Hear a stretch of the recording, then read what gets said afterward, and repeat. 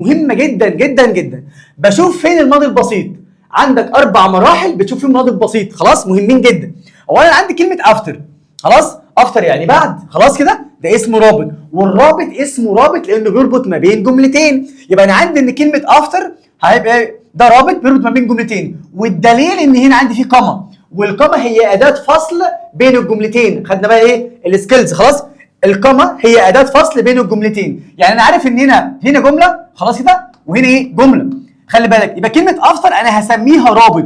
كلمه افتر انا هسميها رابط، والرابط اسمه رابط لانه بيربط ما بين جملتين. زمن الجمله الاولى بيحدد لك زمن الجمله الثانيه، وزمن الجمله الثانيه بيحدد لك زمن الجمله الاولى. معنى كلامي يا مستر، انا عايز اقول لك ان كلمه افتر هي رابط. اول حاجه بحدد زمن الجمله الاولى، خلاص. طيب اول حاجه بيقول لي هنا افتر اي هاد، من كلمه هاد قلت له زمانها ماضي. بص بقى هعمل ايه، من كلمه هاد زمانها ماضي، وبعدها فينيشد تصريف ثالث، وطالما تصريف ثالث بقت ماضي تام. خلي بالك بقى، لو كلمه هاد بس، لو هاد بس ماضي بسيط.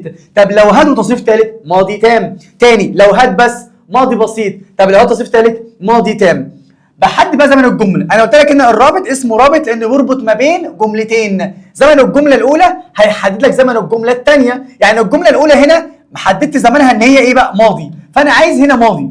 ايه علاقه؟ بص بقى، اول ما الاقي الجمله الاولى ماضي تام من غير ما تفكر كتير، انا عايز هنا ماضي بسيط. خلي بالك بقى يا فندم، يبقى انا اول ما احدد زمن الجمله الاولى ماضي تام من غير ما تفكر ماضي بسيط.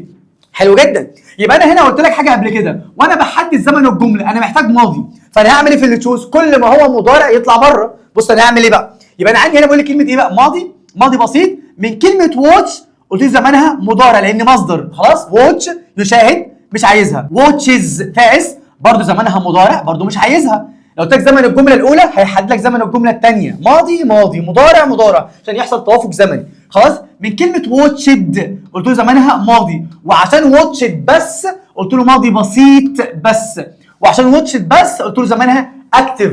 بقى عندي هنا الماضي البسيط هو التصريف الكام؟ الثاني للفعل اهو. يبقى كلمه واتشد بس ماضي بسيط، وكمان في الاكتف.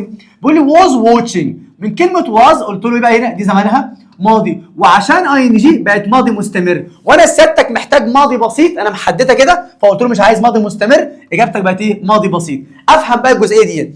بيقول لي after I had finished my homework، after I had finished my work، بعد ما خلصت بقى الشغل بتاعي انا شاهدت الايه؟ الفيلم بتاعي. خلي بالك بقى، العلاقه ما بين الماضي التام والماضي البسيط هي علاقه ترتيب احداث، حدث اول وحدث ثاني. دايما الماضي التام